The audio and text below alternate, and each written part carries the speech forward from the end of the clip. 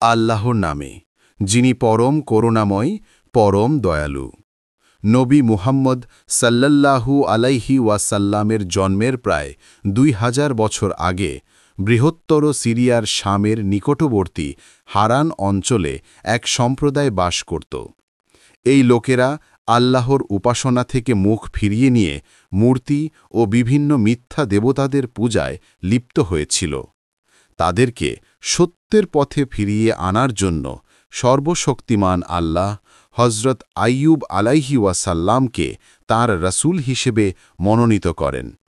তিনি তাকে হারানবাসীদের কাছে পাঠিয়েছিলেন যাতে তারা আল্লাহর একত্ববাদের বিশ্বাসে ফিরে আসে এবং তাওহীদের পথে চলতে পারে।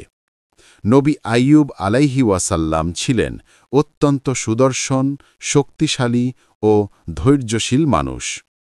আল্লাহ তাকে অসাধারণ শারীরিক শক্তি ও সৌন্দর্য দিয়ে সম্মানিত করেছিলেন।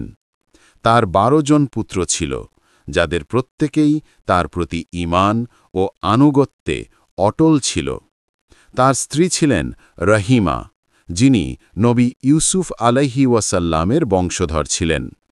রহিমা আনুগত্য ও পবিত্রতায় ভরা এক জীবন যাপন করেছিলেন। প্রতিটি কষ্ট ও পরীক্ষার মুহূর্তে তিনি হজরত আইয়ুব আলাইহি ওয়াসাল্লামের প্রতি অবিচলভাবে অনুগত ও বিশ্বস্ত ছিলেন। সর্বশক্তিমান আল্লাহ নবী আইয়ুব আলাইহি ওয়াসাল্লামকে বিপুল সম্পদ ও বরকতে ভূষিত করেছিলেন। বৃহত্তর সিরিয়ার হারান অঞ্চলে তার বিশাল জমি ছিল। তার অগণিত উট, গরু, ঘোড়া, গাধা ও ছাগল ছিল। তার গৃহ ছিল বহু মানুষের আশ্রয়স্থল। সেই বিশাল বাড়িতে অসংখ্য ভৃত্য ও শ্রমিক বসবাস করত এবং কাজ করত। একদিন নবী আইয়ুব আলাইহি ওয়াসাল্লামের বাড়ির প্রশস্ত উঠোনে ২ জন কর্মী পরস্পর কথা বলছিলেন। তাদের একজন আনন্দ ভরে বলল, এই বাড়িতে কাজ করতে পেরে আমি নিজেকে ভাগ্যবান মনে করি। আমাদের মনিব নবী আইয়ুব আলাইহি ওয়াসাল্লাম আমাদের প্রতি সবসময় সম্মান ও দয়ার সঙ্গে আচরণ করেন। তিনি প্রতি মাসে সময়মতো আমাদের বেতন দেন। আমি তার প্রতি সত্যি কৃতজ্ঞ। অন্য কর্মী উত্তর দিল, যখনই আমার পরিবারের কেউ অসুস্থ হয়, নবী আইয়ুব আলাইহি ওয়াসাল্লাম নিজেই তাদের চিকিৎসার ব্যবস্থা করেন। আমাকে সবচেয়ে বিস্মিত করে এই যে তিনি আমাদের সেই খাবার খেতে দেন যা তিনি নিজে খান। ঠিক তখনই এক মহিলা কর্মী রুটিতে ভরা একটি ঝুড়ি নিয়ে তাদের পাশ দিয়ে যাচ্ছিলেন। তিনি থেমে জিজ্ঞাসা করলেন, আপনারা কি আমাদের মনিব নবী আইয়ুব আলাইহি ওয়াসাল্লামের কথা বলছেন? তারপর তিনি বললেন, আল্লাহ আমাদের মনিবকে আরও বরকত দান করুন। গত বছর আমার পরিবার খুব সামান্য ফসল তুলতে পেরেছিল। তখন হজরত আইয়ুব আলাইহি ওয়াসাল্লাম আমাদের বেঁচে থাকার জন্য অতিরিক্ত গম দিয়েছিলেন। আরেকজন কর্মী কথোপকথনে যোগ দিয়ে বলল, নবী আইয়ুব আলাইহি ওয়াসাল্লাম সত্যিই আমাদের জন্য আল্লাহর রহমত। তিনি আমাদের গভীরভাবে ভালোবাসেন এবং সর্বদা আমাদের প্রয়োজনের দিকে খেয়াল রাখেন। তার দয়া ও সহানুভূতি শুধু নিজের পরিবারের মধ্যেই সীমাবদ্ধ ছিল না, তিনি সমগ্র হারান অঞ্চলের মানুষদের সাহায্য করতেন। তার উদারতা ও দয়ালু স্বভাবের কারণে হজরত আইয়ুব আলাইহি ওয়াসাল্লাম হারান অঞ্চলে অত্যন্ত সম্মানিত ছিলেন। প্রতি বছর ফসল কাটার মৌসুমে তিনি তার অধিকাংশ ফসল দরিদ্র, এতিম ও অভাবী লোকদের মাঝে দান করতেন। একদিন অঞ্চলের একটি ছোট বাজারে এক বৃদ্ধ তার বন্ধুর সঙ্গে হজরত আইয়ুব আলাইহি ওয়াসাল্লামের উদারতা সম্পর্কে কথা বলছিলেন। গভীর আবেগ ভরে তিনি বললেন, আমি জানি না তার সাহায্য ছাড়া আমার পরিবারের কি হতো। কয়েক মাস আগে আমি চাকরি হারিয়েছিলাম, সন্তানদের খাওয়াতে পারছিলাম না। সেই কঠিন সময় হজরত আইয়ুব আলাইহি ওয়াসাল্লাম আমাদের খাবার পাঠিয়েছিলেন। আজও তিনি আমাদের পরিবারকে সাহায্য করে চলেছেন। বৃদ্ধের বন্ধু উত্তর দিলেন, আমিও এক ভয়াবহ সংকটে পড়েছিলাম। প্রাকৃতিক দুর্যোগে আমার সমস্ত ফসল নষ্ট হয়ে গিয়েছিল। তখন আমি হজরত আইয়ুব আলাইহি ওয়াসাল্লামের বাড়িতে গিয়েছিলাম সাহায্যের আশায়। তিনি আমাকে একজন সম্মানিত অতিথির মতো গ্রহণ করেন। খাবার, আশ্রয়, এমনকি জীবিকা পুনর্গঠনের জন্য যা প্রয়োজন সবকিছুই তিনি দিয়েছিলেন। বাজারের অন্য পাশে এক বিধবা আরও কয়েকজন মহিলার সঙ্গে কথা বলছিলেন। তিনি বললেন, গত সপ্তাহে আমার সন্তান গুরুতর অসুস্থ হয়ে পড়েছিল। চিকিৎসার জন্য আমার কাছে কোনো অর্থ ছিল না। আমি যখন হজরত আয়ুব আলাইহি ওয়াসাল্লামের কাছে সাহায্য চাইলাম, তিনি সঙ্গে সঙ্গে একজন চিকিৎসক পাঠিয়ে সমস্ত খরচ বহন করেছিলেন। উপস্থিত মহিলারা শ্রদ্ধাভরে তার কথা শুনছিলেন।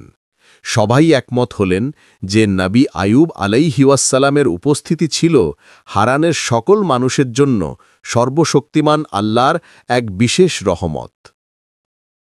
একদিন নবী আয়ুব আলাইহি ওয়াসাল্লাম পরিবারের সঙ্গে সময় কাটাচ্ছিলেন। তার এক পুত্র বলল, প্রিয় পিতা, আপনি আমাদের অধিকাংশ সম্পদ দান করে দেন, এতে ভবিষ্যতে কি আমাদের ক্ষতি হবে না?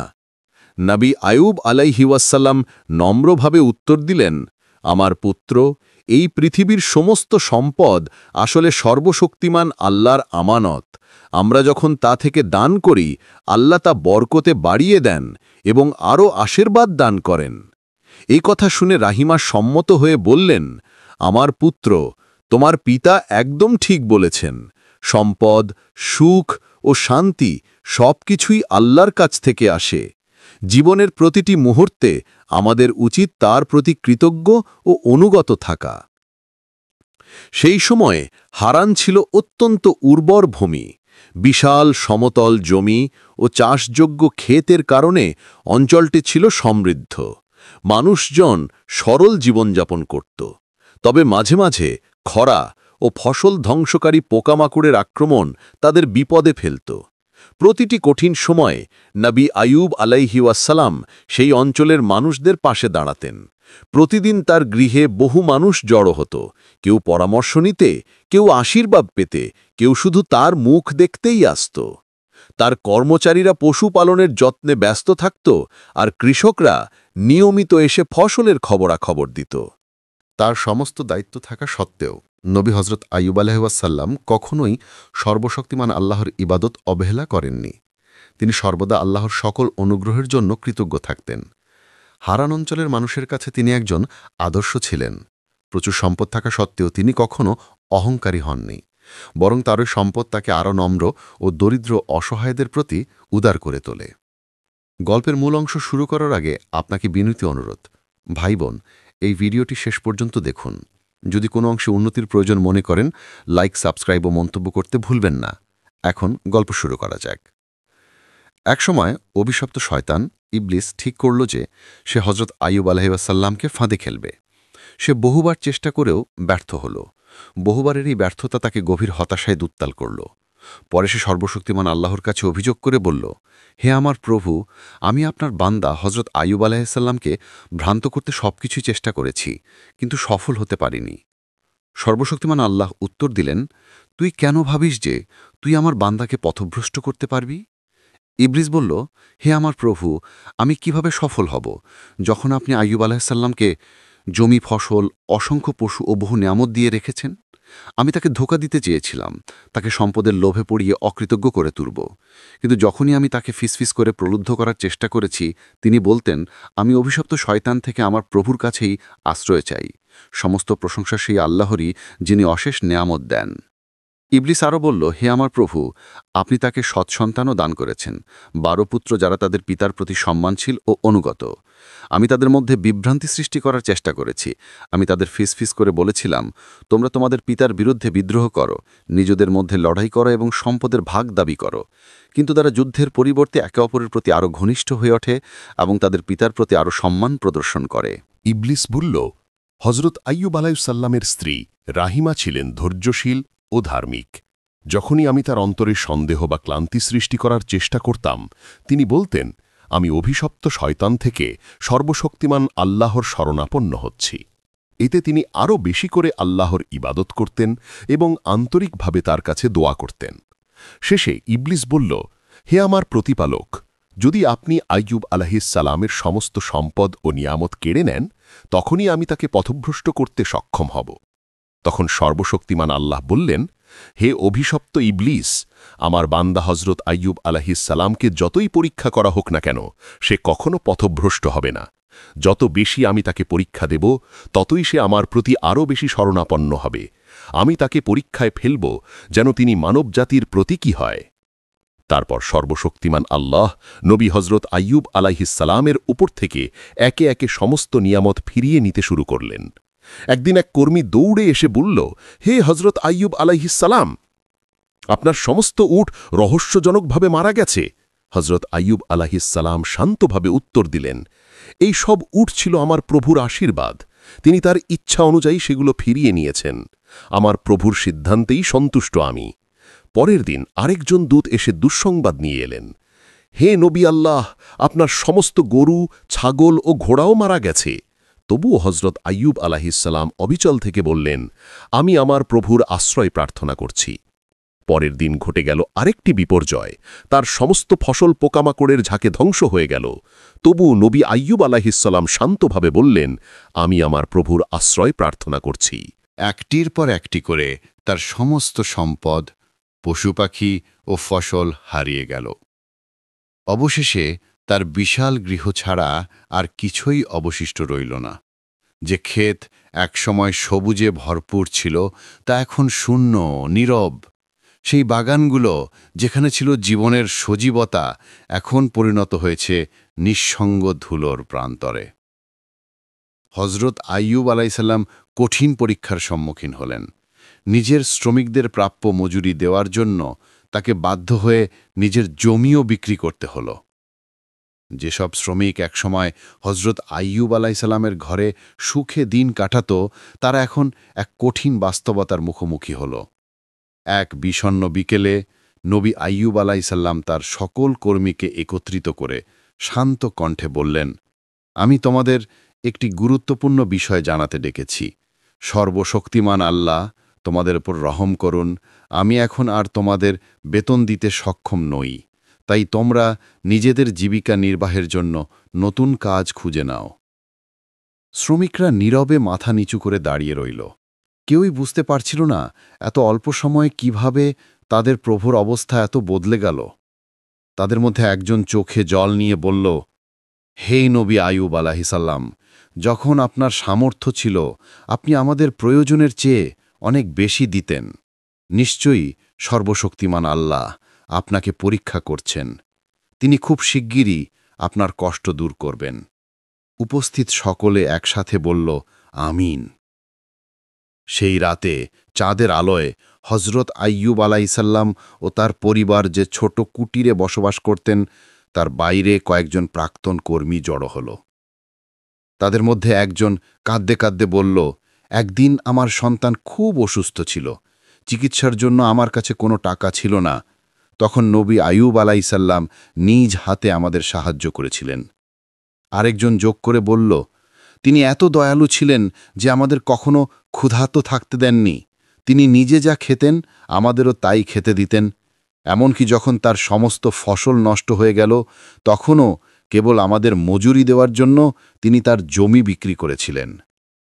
তারপর সকলে একসাথে কাঁদতে কাঁদতে দোয়া করল, হে আমাদের প্রভু, দয়া করে হজরত আইয়ুব আলাইহিসসালামের প্রতি রহম করুন। আরেকজন শ্রমিক ভগ্ন হৃদয়ে বলল, আমাদের আর কোনো উপায় নেই, আমাদের অন্য কোথাও কাজ খুঁজতে হবে। আমরা হজরত আইয়ুব আলাইহি ওয়াসসালামকে সাহায্য করতে চাই, কিন্তু আমাদের সে সামর্থ্য নেই। তবুও আমরা সর্বদা তার জন্য দোয়া করব, সর্বশক্তিমান আল্লাহ তাঁর উপর রহম করুন। এমনকি যারা প্রতিদিন নবী আইয়ুব আলাইহি ওয়াসসালামের বাড়িতে যেতেন, তার উপদেশ শুনতেন, তার কাছ থেকে সাহায্য পেতেন, তারাও এই কঠিন সময়ে তাকে একে একে ছেড়ে গেল। মনে হল যেন পৃথিবীতে তার পাশে আর কেউ নেই, কেবল তার স্ত্রী রাহিমাই রইলেন তার একমাত্র সঙ্গী ও আশ্রয়। একদিন এক আত্মীয় বিদায় জানাতে এসে বলল, হে আইয়ুব আলাইহি ওয়াসসালাম, তোমার দুর্ভাগ্যের জন্য আমি অত্যন্ত দুঃখিত। আমাকে ক্ষমা করো, কিন্তু আমি আর তোমাকে সাহায্য করতে পারব না। হজরত আইয়ুব আলাইহি ওয়াসসালাম বিনীতভাবে উত্তর দিলেন, আমি কারো কাছ থেকে সাহায্য চাই না, আমি কেবল আমার প্রভুর কাছেই আশ্রয় প্রার্থনা করি। সব কিছু হারানোর পরও নবী আইয়ুব আলাইহি ওয়াসসালাম সর্বশক্তিমান আল্লাহর প্রতি কৃতজ্ঞ ছিলেন। তিনি কখনো অভিযোগ করেননি। তিনি বলতেন, আমার যা কিছু ছিল তা আমার প্রভুর আমানত, এখন তিনি তা ফিরিয়ে নিয়েছেন, এতে দুঃখিত হবার কিছু নেই।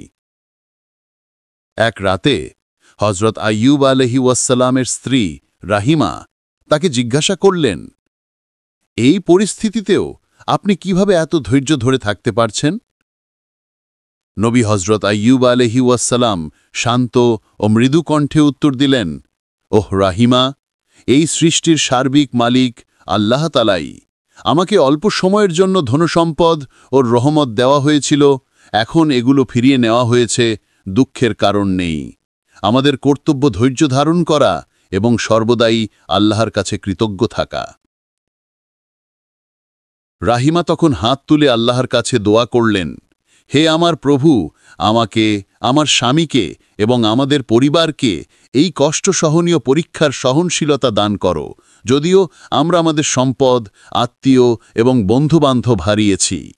হজরত আইয়ুব আলাইহিওয়াসাল্লামের ঈমান ও আনুগত্য একটুও ক্লান্ত না হয়ে বরং আগে থেকেও অধিক দৃঢ় হয়ে উঠল। তিনি আরও গভীরভাবে আল্লাহর শুকরিয়া আদায় করতে লাগলেন। অন্যদিকে অভিশপ্ত ইবলিস দেখল যে সবকিছু হারিয়ে পুরোপুরি অনাহারে অসহায় থাকলেও হজরত আইয়ুব আলাইহিওয়াসাল্লামের কৃতজ্ঞতা ও ধৈর্য অটল রয়ে যাচ্ছে। এতে ইবলিস অতীব ক্ষোভগ্রস্ত হল এবং হতাশায় ডুবে পড়ল। তিনি উপলব্ধি করতে পারল না কিভাবে এমন কঠিন পরীক্ষায় একজন মানুষ আল্লাহর প্রতি এত ধন্যবাদ ও আনুগত্য প্রদর্শন করতে পারে। অতঃপর ইবলিস তার অনুসারীদের একত্রিত করে পরিকল্পনা করতে জানাল কিভাবে তারা হজরত আইয়ুব আলাইহিওয়াসাল্লামকে আরও অধিকভাবে কষ্ট দেয়া যায়। ইবলিস বলল, জৌলুস সময়ে তার সব সম্পদ হারালেও তিনি অপরিবর্তিত। এখন আমাদের এমন কিছু করতে হবে যা তাকে সম্পূর্ণ ভেঙে দেবে। তার একজন অনুসারী প্রস্তাব করল, নবী আইয়ুব আলাইহিওয়াসাল্লামের 12 জন পুত্র আছেন, যাদের প্রতি তার অতুলনীয় মমত্ব আছে। যদি আমরা তার সন্তানদের আঘাত করতে পারি তাহলে তার ঈমান দুর্বল হয়ে পড়বে। এই দূরোচ্চ পরিকল্পনা মাথায় রেখে ইবলিস একজন আত্মীয়ের রূপ ধারণ করে বিনীত কণ্ঠে হাজির হলেন। তিনি রাহিমার কাছে গিয়ে বললেন, হে বোন রাহিমা, আমি জানি আপনি এখন কঠিন সময় পার করছেন। এই সময়ে আমি আপনার পাশে দাঁড়াতে চাই। আমার বাড়িতে আপনার ছেলেগুলোকে খাবারে আমন্ত্রণ জানাই। আমাকে তাদের সৎভাবে খাওয়াতে দিন। এভাবে আমি আপনার পরিবারের প্রতি স্নেহের কিছুটা প্রতিদান দিতে চাই। রাহিমা একজন দয়ালু ও ধার্মিক নারী হওয়ায় তার মনে কোনো খারাপ সন্দেহ ছিল না, তাই তিনি ইচ্ছাপূর্বক সন্তানেরা পাঠানোর সিদ্ধান্ত নিলেন। তিনি এই ভেবে খুশি হয়েছিলেন যে এতদিন পর হজরত আইয়ুব আলাইহিওয়াসাল্লামের সন্তানেরা পেট ভরে খেতে পারবে, তাই রাহিমা তাদের যেতে অনুমতি দিলেন। নবী আইয়ুব আলাইহিওয়াসাল্লামের সন্তানেরা আনন্দের সাথে আত্মীয়ের বাড়ির দিকে রওনা হলেন, কিন্তু তারা বুঝতে পারছিলেন না তাদের জন্য কী ধরনের বিপদ অপেক্ষা করছে। সেই বাড়িতে 12 জন ছেলেই জড়ো হয়ে সুস্বাদু খাবার উপভোগ করতে লাগলেন। কিন্তু আনন্দের মুহূর্তে ইবলিস তার দুষ্টু পরিকল্পনা বাস্তবায়ন করতে শুরু করল। তার নির্দেশে এফরিদ নামে একটি শক্তিশালী জিন ভয়াবহ ঝড় সৃষ্টি করল। ঘরটি প্রচণ্ডভাবে কাঁপতে লাগল। নবী আইয়ুব আলাইহিওয়াসাল্লামের ছেলেরা ভয়ে চিৎকার করতে লাগল। তারা দরজা খুলে পালানোর চেষ্টা করল, কিন্তু বের হওয়ার আগেই ঘরের ছাদ ও দেয়াল সম্পূর্ণরূপে তাদের উপর ভেঙে পড়ল। সমস্ত চিৎকার থেমে গেল। নীরবতা নেমে এলো, মৃত্যুর নীরবতা। একজন আত্মীয় দৌড়ে এসে হজরত আইয়ুব আলাইহিওয়াসাল্লামের কাছে ভয়াবহ সংবাদটি পৌঁছে দিলেন। দুঃখের কণ্ঠে তিনি বললেন, ওহে আইয়ুব, আমি হৃদয় বিদারক সংবাদ নিয়ে এসেছি। তোমার 12 জন সন্তানই মারা গেছে। তারা যে বাড়িতে থাকত তা সম্পূর্ণরূপে ধ্বংস হয়ে গেছে। হজরত আইয়ুব আলাইহিওয়াসাল্লাম শান্ত ও ধৈর্যশীল কণ্ঠে উত্তর দিলেন, নিশ্চয়ই আমরা আল্লাহর এবং আল্লাহর কাছেই ফিরে যাব। আমার সন্তানরা আল্লাহর কাছ থেকে আমানত ছিল এবং তিনি তার আমানত ফেরিয়ে নিয়েছেন। আমি আমার প্রভুর সিদ্ধান্তকে সন্তুষ্ট চিত্তে মেনে নিচ্ছি। নিঃসন্দেহে আমার প্রভু পরম করুণাময় এবং সর্বোত্তম বিচারক। অভিশপ্ত ইবলিশ আশা করেছিল যে এই সংবাদ হজরত আইয়ুব আলাইহিস ওয়াসাল্লামকে ভেঙে ফেলবে। সে আশা করেছিল যে তার মুখে দুঃখ, হতাশা এবং ক্রোধ দেখতে পাবে। কিন্তু ইবলিশ অবাক হয়ে দেখল, সন্তানদের মৃত্যুর পরও হজরত আইয়ুব আলাইহিস ওয়াসাল্লাম আল্লাহকে আরও বেশি ধন্যবাদ জানাচ্ছেন। ইবলিস তার চোখে বিশ্বাস করতে পারছিল না। সব কিছুর পরেও ইবলিস গভীর হতাশা এবং ক্রোধে চিৎকার করে উঠল। সে বলল, তুমি কিভাবে এখনও তোমার প্রভুকে ধন্যবাদ জানাতে পারো? এরপর ইবলিস তার অনুসারীদের কাছে ফিরে এল। সে ধীরে ধীরে হতাশার গভীরে ডুবে যাচ্ছিল, কিন্তু হাল ছাড়েনি। সে তার অনুসারীদের চিৎকার করে বলল, কেন আইয়ুব আলাইহিস ওয়াসাল্লাম ভেঙে পড়ছে না? 12 জন সন্তান হারানোর পরও একজন মানুষ কিভাবে শান্ত থাকতে পারে? এতে শয়তানের অনুসারীরা সম্পূর্ণ হতভাগ হয়ে গেল। শয়তান তাদের বলল, আমরা এত সহজে হাল ছাড়ব না। আমরা অন্য উপায় খুঁজে বের করব। আমরা চেষ্টা চালিয়ে যাব যতক্ষণ না আইয়ুব সর্বশক্তিমান আল্লাহর পথ থেকে সরে যায়। যদিও হজরত আইয়ুব আলাইহিস ওয়াসাল্লাম তার সন্তানদের মৃত্যুতে গভীরভাবে শোকাহত ছিলেন, তবুও তিনি সর্বশক্তিমান আল্লাহর কাছে দোয়া করতে থাকলেন। তিনি রাহিমার দিকে ফিরে বললেন, হে রাহিমা, সর্বদা মনে রেখো যে আমরা দুর্বল সৃষ্টি। এই পৃথিবীতে যা কিছু ঘটে তা সর্বশক্তিমান আল্লাহর পরিকল্পনায় ঘটে। আমাদের অবশ্যই ধৈর্য ধরতে হবে এবং তার কথার সঙ্গে মেনে চলতে হবে। ছেলে হারানোর শোক এখনও তার হৃদয়ে ভারী থাকা সত্ত্বেও রাহিমা হজরত আইয়ুব আলাইহিস সাল্লামের কথায় রাজি হলেন। তিনি জানতেন যে তার স্বামী একজন মহৎ ব্যক্তি। তার বিশ্বাস ও ধৈর্য সমগ্র মানবজাতির জন্য চিরন্তন উদাহরণ হয়ে থাকবে। তবে রাহিমা জানতেন না যে হজরত আইয়ুব আলাইহিস সাল্লামের জন্য আরও বড় পরীক্ষা এখনও অপেক্ষা করছে। এদিকে ইবলিস হজরত আইয়ুব আলাইহিস সাল্লামকে বিভ্রান্ত করার জন্য মরিয়া প্রচেষ্টা চালিয়ে যাচ্ছিল, কিন্তু অবশেষে ইবলিসকে স্বীকার করতে হয়েছিল যে সর্বশক্তিমান আল্লাহর প্রকৃত বান্দারা কখনো তার সামনে পরাজিত হবে না। সম্পদ ও সন্তান হারানোর পরেও হজরত আইয়ুব আলাইহিস সাল্লাম তার বিশ্বাসে অটল ছিলেন। বারবার ব্যর্থতার পর ইবলিস একটি ভয়ানক এবং নিষ্ঠুর পরিকল্পনা গ্রহণ করল। সে হজরত আইয়ুব আলাইহিস সাল্লামকে একটি যন্ত্রণাদায়ক রোগে আঘাত করার সিদ্ধান্ত নিল। ইবলিস তার অনুসারীদের ডেকে কঠোর নির্দেশ দিল, তোমরা কালো জাদু ব্যবহার করে আইয়ুব আলাইহিস সাল্লামের শরীরে এমন একটি রোগ সৃষ্টি করবে যা তাকে অসহনীয় যন্ত্রণা দেবে। শয়তানের আদেশ অনুযায়ী জিন একটি অদ্ভুত সৃষ্টি করল এবং হজরত আইয়ুব আলাইহিস সাল্লামের শরীরে ভয়াবহ রোগ ছড়িয়ে দিল। রোগ ছড়ানোর সাথে সাথে হজরত আইয়ুব আলাইহিস সাল্লামের শরীর দিন দিন দুর্বল হতে লাগল। সারা শরীরে যন্ত্রণাদায়ক ঘা দেখা দিল, যেখান থেকে ক্রমাগত পুঁজ বের হচ্ছিল এবং গন্ধ এত ভয়াবহ ছিল যে কেউ তার কাছে যেতে পারত না। সঙ্গে ছিল তীব্র জ্বর, অবিরাম কাশি এবং অসহ্য ব্যথা। সময় অতিবাহিত হবার সঙ্গে সঙ্গে তার অবস্থা আরও খারাপ হয়ে গেল। শরীর এত দুর্বল ও পাতলা হয়ে গেল যে হাড়গুলো স্পষ্টভাবে দৃশ্যমান হয়ে উঠিল। মুখ ফ্যাকাশে এবং প্রাণহীন হয়ে গেল। কিন্তু শারীরিক ব্যথার চেয়েও খারাপ ছিল মানুষদের আচরণ, যারা একসময় হজরত আইয়ুব আলাইহিস ওয়াসাল্লামের ঘনিষ্ঠ বন্ধু ছিল, এমনকি আত্মীয়রাও তাকে ছেড়ে যেতে শুরু করল।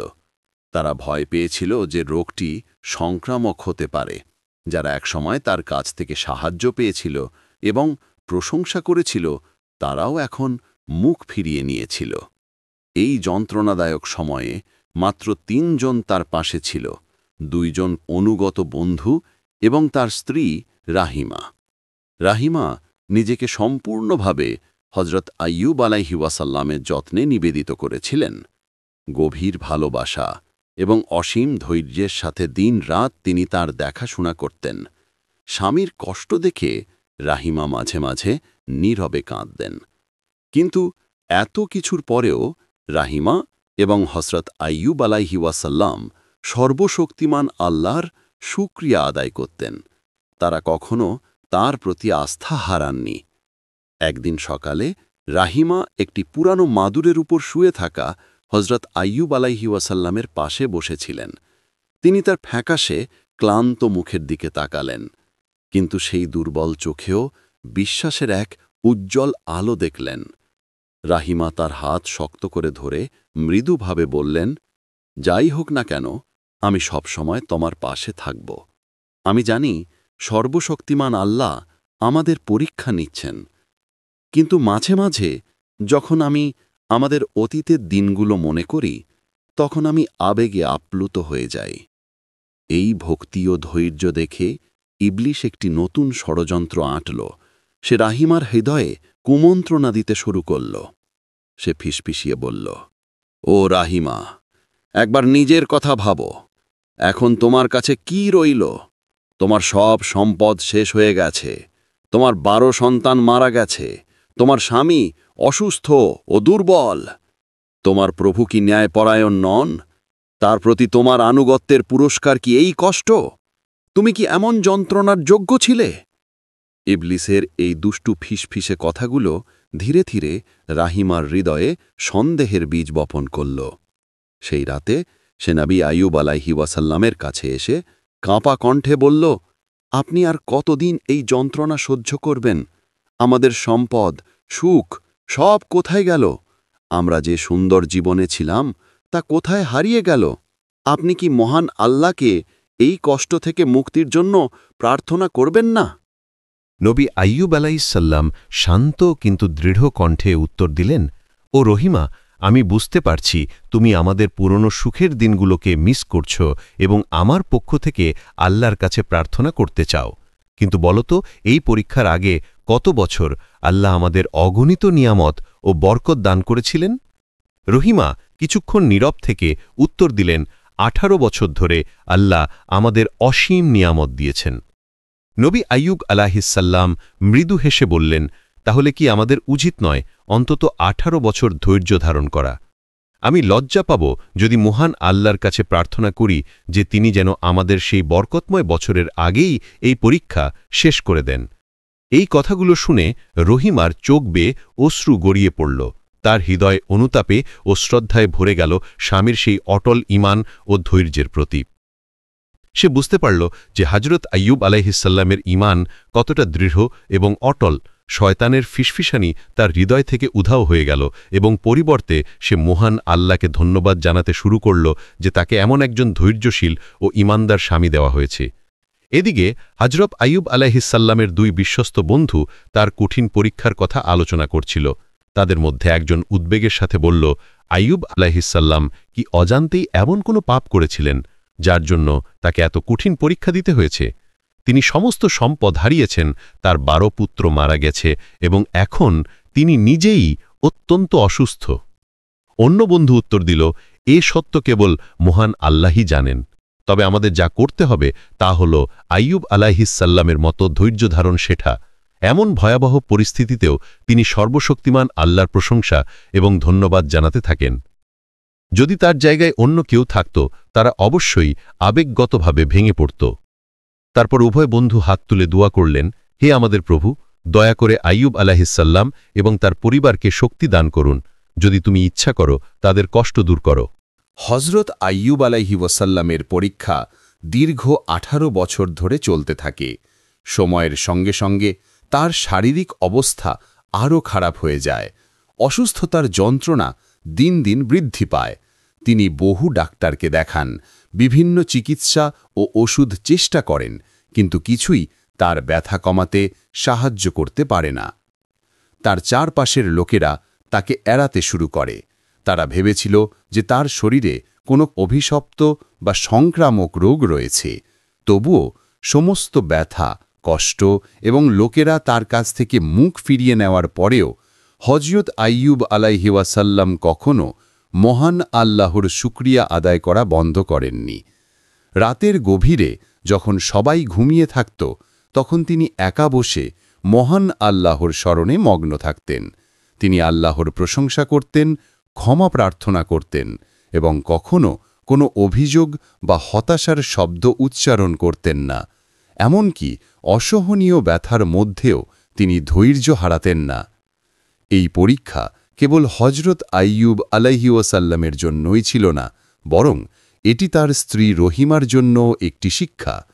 প্রতিদিন তিনি একসময়ের শক্তিশালী ও সুস্থ স্বামীকে দুর্বল, পাতলা এবং প্রায় কেবল চামড়া ও হাড়ের মতো হয়ে যেতে দেখতেন। তবুও হজরত আইয়ুব আলাইহিওয়াসাল্লাম কখনও ধৈর্য হারাননি। এমনকি তীব্রতম যন্ত্রণার মধ্যেও তিনি সর্বশক্তিমান আল্লাহকে স্মরণ ও প্রশংসা করতে থাকতেন। রাহিমাকেও প্রতিদিন নতুন নতুন চ্যালেঞ্জের মুখোমুখি হতে হতো। মানুষ এই রোগকে এতটাই ভয় পেত যে তারা হজরত আইয়ুব আলাইহিওয়াসাল্লাম এবং রাহিমা দুজনকেই এড়িয়ে চলত। জীবিকা নির্বাহের জন্য রাহিমাকে অন্যদের বাড়িতে কাজ করতে হতো, কিন্তু তাকে এই সত্য যে লুকিয়ে রাখতে হতো যে তিনি হজরত আইয়ুব আলাইহিওয়াসাল্লামের স্ত্রী, কারণ লোকেরা তাকে ভয় পেত এবং যদি জানত তবে তাকে গ্রহণ করত না। রাহিমা একজন ধনী ব্যবসায়ীর বাড়িতে গৃহপরিচারিকার চাকরি নিয়েছিলেন। সে কাপড় পরিষ্কার, রান্না, ঝাড়ু দেওয়া এবং অন্যান্য গৃহস্থালির কাজ করতেন। বিনিময়ে সে অল্প কিছু টাকা উপার্জন করতেন। সেই টাকা দিয়ে নিজের এবং স্বামীর জন্য খাবার কিনতেন। রাহিমা সব সময় মুখ ঢেকে রাখতেন, যাতে কেউ তাকে চিনতে না পারে। তার দিনগুলো কঠোর কষ্ট ও সংগ্রামের মধ্য দিয়ে যেত।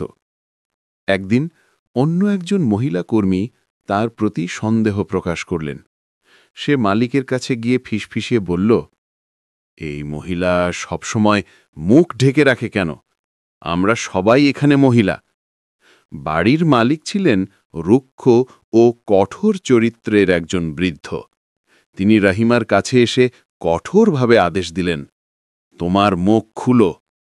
রাহিমা চমকে উঠলেন এবং মৃদুভাবে উত্তর দিলেন, আমি নিজেকে ঢেকে রাখতে বেশি স্বাচ্ছন্দ্য বোধ করি। তবে হঠাৎ আরেকজন মহিলা চিৎকার করে বলল, তিনি কি হজরত আইয়ুব আলাইহিওয়াসাল্লামের স্ত্রী নন? তিনি তো সেই ভয়াবহ রোগে ভুগছেন। যদি তিনি এখানে থাকেন, আমরা সবাই এই রোগে আক্রান্ত হতে পারি। এই কথা শুনে বাড়ির মালিক রেগে গেলেন এবং চিৎকার করে বললেন, এটা কি সত্য? তুমি কি হজরত আইয়ুব আলাইহিওয়াসাল্লামের স্ত্রী? রাহিমা আর সত্য লুকাতে পারলেন না। তিনি মাথা নিচু করে মৃদুস্বরে বললেন, দয়া করে বোঝার চেষ্টা করুন, এই অসুস্থতা আপনাকে প্রভাবিত করবে না। আমি কেবল আমাদের দুজনের জন্য খাবারের ব্যবস্থা করার জন্য কাজ করি। কিন্তু মালিক রাগে কাঁপছিলেন। তিনি চিৎকার করে বললেন, এক্ষুনি এই জায়গা ছেড়ে দিন, আর কখনো এই বাড়িতে ফিরে এসো না। রাহিমা কাঁদতে কাঁদতে তার পায়ের কাছে লুটিয়ে পড়ল এবং করুণা ভিক্ষা করতে লাগল, কিন্তু মালিক শুনতে রাজি হলেন না। ভগ্ন হৃদয় ও চোখে অশ্রু নিয়ে রাহিমা ঘর ছেড়ে চলে গেলেন। পরের দিনগুলো তার জন্য আরও কঠিন হয়ে উঠল। যখনই সে কাজের সন্ধানে বাইরে যেত, লোকেরা তাকে কেবল এই কারণে ফিরিয়ে দিত যে সে হজরত আইয়ুব আলাইহিওয়াসাল্লামের স্ত্রী।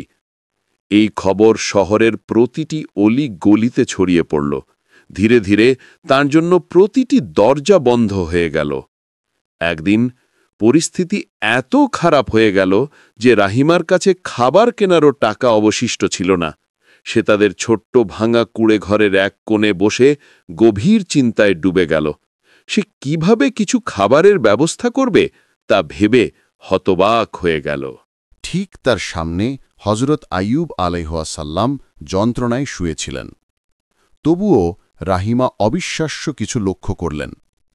এই অসহনীয় যন্ত্রণার মধ্যেও হজরত আইয়ুব আলাইহিওয়াসাল্লাম সর্বদা সর্বশক্তিমান আল্লাহকে স্মরণ ও প্রশংসা করছিলেন। এটা দেখে রাহিমার মন দুঃখে ভরে গেল।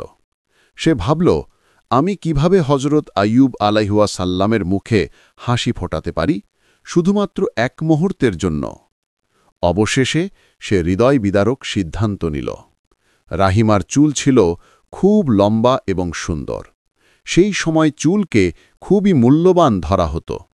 তাই রাহিমা সিদ্ধান্ত নিলেন নিজের লম্বা সুন্দর চুল কেটে বিক্রি করে দেবেন। আল্লাহর রহমতে তিনি ততক্ষণে ভালো দামে চুলটি বিক্রি করতে সক্ষম হলেন। সেই টাকায় তিনি নবী হজরত আইয়ুব আলাইহুয়া সাল্লামের প্রিয় খাবারগুলো কিনে নিলেন। শুধু একটি ইচ্ছা ছিল হৃদয়ে, স্বামীকে এক মুহূর্তের জন্য হলেও খুশি দেখা। খাবারের সুস্বাদু গন্ধ নিয়ে রাহিনা বাড়ি ফিরলেন। হাঁটতে হাঁটতেই তিনি নবী আইয়ুব আলাইহুয়া সাল্লামের মুখে আনন্দের ছাপ কল্পনা করে নিজেও আনন্দে হেসে উঠলেন। পৌঁছে তিনি সযত্নে খাবারগুলো হজরত আইয়ুব আলাইহুয়া সাল্লামের সামনে সাজিয়ে রেখে মিষ্টি স্বরে বললেন, আজ আমি তোমার প্রিয় খাবার এনেছি, খেয়ে উপভোগ করো, আমি কেবল তোমাকে খুশি দেখতে চাই। কিন্তু হজরত আইয়ুব আলাইহুয়া সাল্লাম প্রথমে খেতে ইচ্ছুক ছিলেন না। তিনি বললেন, আমি খাব না যতক্ষণ না জানি এটা কোথা থেকে এসেছে। রহিমা নীরবে চুপ থাকলেন। জানতেন সত্য বললে তিনি হজরতকে কষ্ট দেবেন। এরপর হজরত আইয়ুব আলাইহুয়া সাল্লাম গভীর গম্ভীর কণ্ঠে বললেন, ওহে রাহিমা, আমার প্রভুর শপথ, যদি তুমি মিথ্যে বলো এবং তিনি আমাকে সুস্থ করে দেন, তবে আমি তোমাকে শাস্তি দেব। এই কঠোর প্রতিজ্ঞা শোনায় রাহিমার চোখে অশ্রু ঝরে পড়ল। ততক্ষণে রাহিমা কাপা হাতে তার হিজাব খুলে ফেললেন। হজরত আইয়ুব আলাইহুয়া সাল্লাম যখন তার কাটা চুল দেখলেন, অভিভূত হয়ে নির্বাক হয়ে গেলেন। বছর পর বছর যে সমস্ত কষ্ট ও যন্ত্রণা তিনি সহ্য করেছেন, ততটা কষ্ট হয়তো তার জন্য কখনো ছিল না। তখনই তিনি অনুভব করলেন রাহিমা তার জন্য কি ত্যাগ করেছেন। আলতোভাবে রাহিমার হাত ধরে কৃতজ্ঞ কণ্ঠে বললেন, তুমি কি আমার জন্য তোমার সুন্দর চুল ত্যাগ করেছ? আমি কিভাবে এই ভালোবাসার প্রতিদান দেব? রাহিমা কেঁদে কেঁদে উত্তর দিলেন, আমি শুধু তোমাকে এক মুহূর্তের জন্য হলেও খুশি দেখতে চেয়েছি। দীর্ঘদিন তোমাকে তৃপ্তি দেখে খেতে দেখিনি। তুমি শান্তিতে খেতে দেখলে আমি খুশি হব, আর আমার আর কিচ্ছু প্রয়োজন নেই। দুটি হৃদয় একে অপরকে জড়িয়ে কাঁদতে থাকল। তাদের কান্না রাতের নীরবতা ভেঙে দিল। কিছুক্ষণ পরে তারা কৃতজ্ঞ চিত্তে বসে একসাথে খাবার খেতে শুরু করলেন। প্রতিটি কামড়ে ভাসছিল অতীতের মধুর স্মৃতি আর বর্তমানের বেদনা ভরা অনুভূতি। দিবসান্তে রাত্রান্তে রাহিমা অবিচল থেকে হজরত আইয়ুব আলাইহি ওয়াসাল্লামের আহত দেহের যত্ন নিতেন। পবিত্র ভালোবাসা ও অসীম ধৈর্য নিয়ে প্রতিদিন তিনি ক্ষতগুলো পরিষ্কার করতেন, কোমল কথা ও সান্ত্বনার গল্প শোনাতেন। সংক্রমণের ভয়ের মধ্যেও কেউ তাকে থামাতে পারেনি, কারণ রাহিমা জানতেন স্বামীর উপস্থিতি তার কাছে সবচেয়ে বড় বরকত। রাত্রির নিস্তব্ধতায় তিনি দুহাত তুলে আল্লাহর নিকট প্রার্থনা করতেন, হে আমার প্রভু, আমরা আপনার সিদ্ধান্তে সন্তুষ্ট চিত্তে রাজি। আমাদের সহ্য করার শক্তি দান করো, যেন আমি চিরকাল আমার স্বামীর পাশে থাকতে পারি। হে প্রভু, আমাকে ধৈর্য হারাতে দিও না, আমাকে আরও বেশি ধৈর্য দাও। তথা তৎপর ইবলিস রাহিমার হৃদয়ে সন্দেহ বপন চারিয়ে গেল। যখনই সে কুপ্রস্তাব ফিসফিসাত করত, হজরত আইয়ুব আলাইহিসসাল্লাম ধৈর্য ও তাওবাহের সঙ্গে সেই ফিসফিসাকে প্রতিহত করতেন এবং রাহিমাকে সাহস দেওয়ার চেষ্টা করতেন। একদিন ইবলিস এক ডাক্তার সেজে রাহিমার কাছে উপস্থিত হলেন এবং বললেন, শুনেছি আপনার স্বামী খুব অসুস্থ, আমি তার সুস্থতার একটি উপায় জানি। রাহিমা আশাপূর্ণ হয়ে বললেন, হে প্রধান ডাক্তার, বলুন, আমি চাই আমার স্বামী সুস্থ হোক। ইবলিস তখন বলল, আপনি যদি আপনার স্বামীকে শুয়োরের রক্ত পান করান, তিনি তাৎক্ষণিক সুস্থ হয়ে উঠবেন।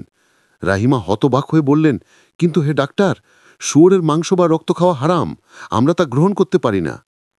ইবলিস নির্বিবেচকভাবে সান্ত্বনা দিলেন, চিকিৎসার জরুরি প্রয়োজন হলে আল্লাহ কিছু নিষিদ্ধ জিনিসকে অত্যন্ত চরম পরিস্থিতিতে শর্তসাপেক্ষভাবে ক্ষমা দিয়েছেন। ইবলিস রাহিমাকে ধোঁকা দিতে বলল, তুমি চিন্তা না করেই এই প্রতিকার ব্যবহার করতে পারো। যখন রাহিমা এই কথা হজরত আইয়ুব আলাইহি ওয়াসাল্লামের কাছে জানালেন, তিনি সঙ্গে সঙ্গে সতর্ক করে দিলেন, হে রহিমা, সাবধান থেকো, নিশ্চয়ই এ শয়তান আমাদের প্রকাশ্য শত্রু। কিন্তু ইবলিস এখানেই থেমে থাকেনি। একদিন আবার ফিরে এলো, এবার একজন ধার্মিক বৃদ্ধের ছদ্মবেশে। রাহিমা তাকে সালাম জানিয়ে অভ্যর্থনা করলেন। মনে করলেন তিনি কোনো পুণ্যবান আলেম বা অলিম ব্যক্তি। ছদ্মবেশী শয়তান বলল, হে রহিমা, আমি তোমার সব দুঃখ কষ্ট জানি। আমি জানি কিভাবে এই যন্ত্রণার অবসান ঘটানো যায়। আশায় ভরা রাহিমা জিজ্ঞাসা করলেন, দয়া করে বলুন, কি করতে হবে? শয়তান ধূর্ত কণ্ঠে বলল, তুমি যদি একবার ব্যভিচার করো তাহলে তোমার স্বামী সঙ্গে সঙ্গে সুস্থ হয়ে যাবে। এই নোংরা প্রস্তাব শুনে রাহিমার রাগ ও ঘৃণায় কেঁপে উঠলেন। দৃঢ় কণ্ঠে বললেন, আমি আমার পবিত্রতা হারানোর চেয়ে মরে যাওয়াই শ্রেয় মনে করি। আমার স্বামী তখনই সুস্থ হবেন যেদিন আল্লাহ তা নির্ধারণ করবেন। আমি কখনো আমার ইজ্জতের বিনিময়ে তার আরোগ্য চাইব না। তার এই ঈমানদীপ্ত উত্তর শুনে শয়তান ক্রোধে ফুঁসে উঠল, কিন্তু পরাজিত হয়ে সরে গেল। অবশেষে হযরত আইয়ুব আলাইহি ওয়াসাল্লাম আকাশের দিকে হাত তুলে আল্লাহর কাছে দোয়া করলেন, হে আমার প্রতিপালক, নিশ্চয়ই আমি দুঃখ কষ্টে আছি, আর আপনি দয়ালুদের মধ্যে সর্বাধিক করুণাময়। সূরা আল আম্বিয়া আয়াত ৮৩। অন্য আয়াতে সূরা আল সাদ আয়াত ৪১-এ আল্লাহ উল্লেখ করেছেন তার ধৈর্য, ঈমান ও প্রার্থনা। এই দীর্ঘ ১৮ বছরব্যাপী অসহনীয় যন্ত্রণা, দারিদ্র্য ও নিঃসঙ্গতার পর অবশেষে আল্লাহ হযরত আইয়ুব আলাইহি ওয়াসাল্লামের আন্তরিক দোয়া কবুল করলেন। আল্লাহ তাআলা হযরত আইয়ুব আলাইহি ওয়াসাল্লামকে আদেশ করলেন, তোমার পা দিয়ে মাটিতে আঘাত করো। তারপর পান করার এবং গোসল করার জন্য ঠান্ডা পানির ঝর্ণা প্রবাহিত হবে। সূরা আল সাদ আয়াত ৪২। হযরত আইয়ুব আলাইহি ওয়াসাল্লাম তৎক্ষণাৎ আল্লাহর আদেশ পালন করলেন। তার শরীর তখনও দুর্বল ছিল, কিন্তু তিনি সমস্ত শক্তি একত্র করে মাটিতে আঘাত করলেন। হঠাৎ মাটি থেকে স্ফটিকস্বচ্ছ একটি ঝর্ণা বেরিয়ে এলো। জল দ্রুত প্রবাহিত হচ্ছিল, সূর্যের আলোয় মুক্তোর মতো ঝলমলে। এটি এতটা স্পষ্ট ছিল যে নিচের পাথরগুলোও দৃশ্যমান ছিল। এই অলৌকিক ঝর্ণা দেখে হযরত আইয়ুব আলাইহি ওয়াসাল্লাম কৃতজ্ঞতায় ভরা হৃদয়ে আল্লাহর শুকরিয়া আদায় করলেন। সেই সময় রহিমা কাজের সন্ধানে কাছের গ্রামে ছিলেন। হযরত আইয়ুব আলাইহি ওয়াসাল্লাম যখন ঝর্ণার জল স্পর্শ করলেন, তিনি এক অবিশ্বাস্য শীতলতা অনুভব করলেন। শরীরে গভীর প্রশান্তি ছড়িয়ে পড়ল। তিনি নিজে জল ঢেলে গোসল করতে শুরু করলেন। আশ্চর্যজনকভাবে তার সমস্ত ক্ষত দ্রুত সেরে উঠল। ত্বক মসৃণ ও সুন্দর হয়ে উঠল। পূর্ণ স্নানের পর হযরত আইয়ুব আলাইহি ওয়াসাল্লামের ত্বক আগের তুলনায় আরও উজ্জ্বল হয়ে উঠল। মুখমণ্ডলে এমন সৌন্দর্য ফুটে উঠল যেন আল্লাহর মহিমা ও ক্ষমতা তার প্রতিফলন ঘটাচ্ছে। তারপর তিনি সেই শীতল ও সতেজ পানি পান করলেন। পানি তাকে কেবল আরোগ্যই দেয়নি, বরং অদম্য শক্তি ও প্রাণশক্তিও প্রদান করল। তার দুর্বল শরীর মুহূর্তের মধ্যে প্রাণবন্ত ও শক্তিশালী হয়ে উঠল, যেন তিনি কখনো অসুস্থ হননি। কৃতজ্ঞচিত্তে হযরত আইয়ুব আলাইহি ওয়াসাল্লাম আকাশের দিকে হাত তুলে বললেন, হে সর্বশক্তিমান আল্লাহ, হে আমার পরম করুণাময় প্রভু, আমি সত্যিই তোমার অশেষ অনুগ্রহের জন্য কৃতজ্ঞ। সন্ধ্যার সূর্য আকাশকে লাল ও কমলার ছায়ায় রাঙাচ্ছিল। গ্রামের রহিমা ধীরে ধীরে তাদের ছোট কুড়ে ঘরে ফিরে যাচ্ছিল। সারাদিনের পরিশ্রমে ক্লান্ত তিনি হাতে অল্প খাবার নিয়ে দরজা খুলে চমকে উঠলেন। ঘরের ভেতরে দাঁড়িয়েছিলেন একজন সুদর্শন যুবক, যার মুখে উষ্ণ হাসি, শরীর শক্তিশালী ও সুস্থ, আর মুখে অতুলনীয় সৌন্দর্য। রহিমা ভয়ে পিছু হটে এবং চিৎকার করে বললেন, কে তুমি? আমাদের ঘরে তুমি কি করছ? তখন যুবকটি হেসে মৃদুস্বরে বললেন, ওহ রহিমা, এটি আমি, আইয়ুব।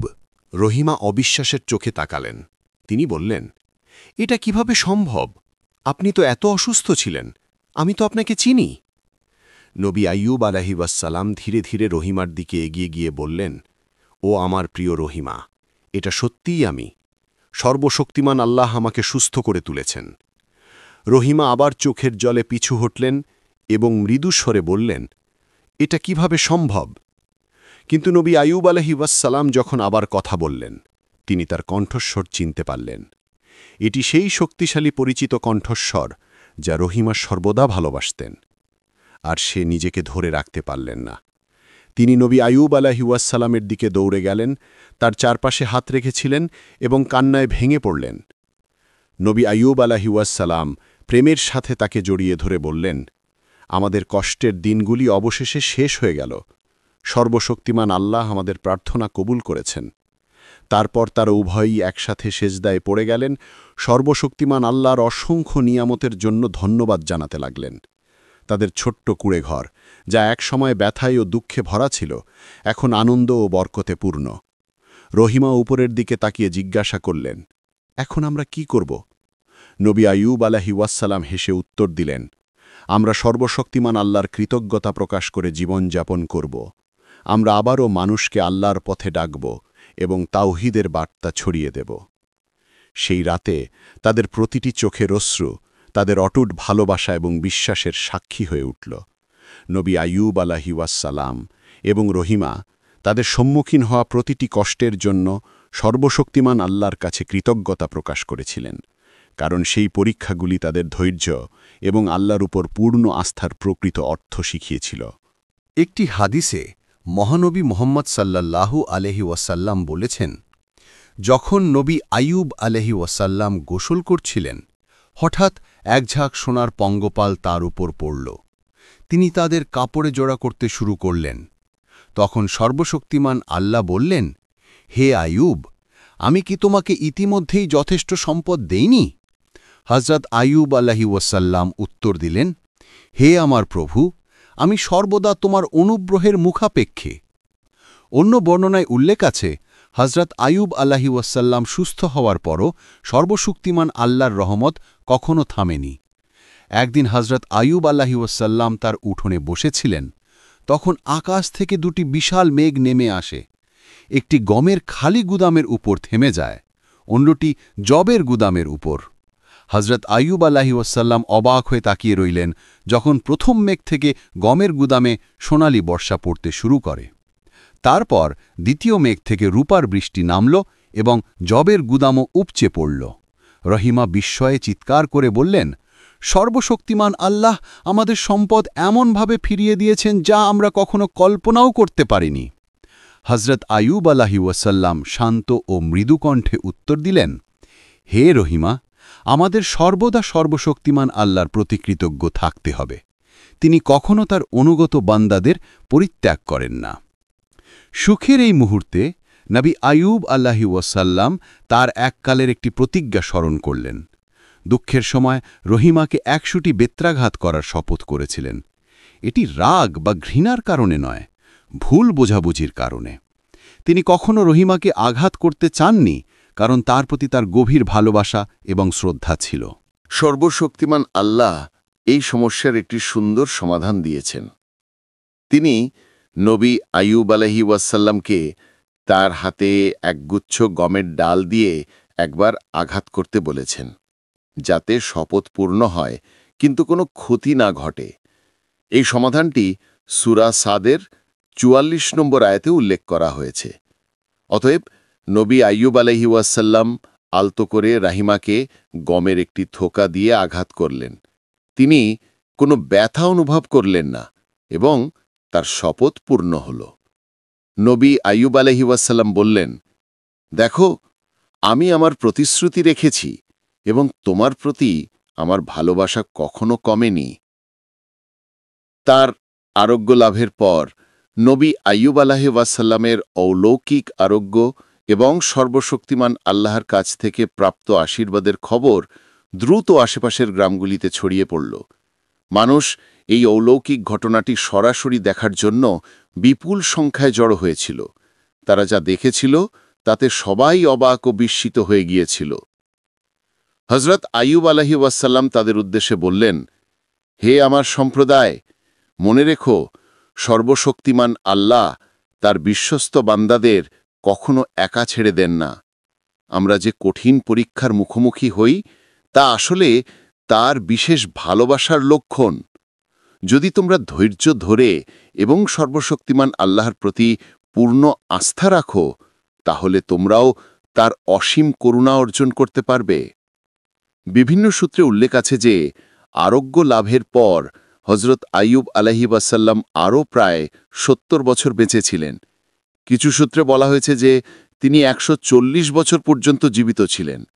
আরোগ্য লাভের পর তিনি পূর্ণ নিষ্ঠার সঙ্গে নবুয়তের দায়িত্ব পালন করতে থাকতেন। মানুষকে এক সত্য আল্লাহর ইবাদতের দিকে আহ্বান করতেন এবং দরিদ্র ও দুর্দশাগ্রস্তদের সাহায্য করার জন্য অক্লান্ত পরিশ্রম করতেন।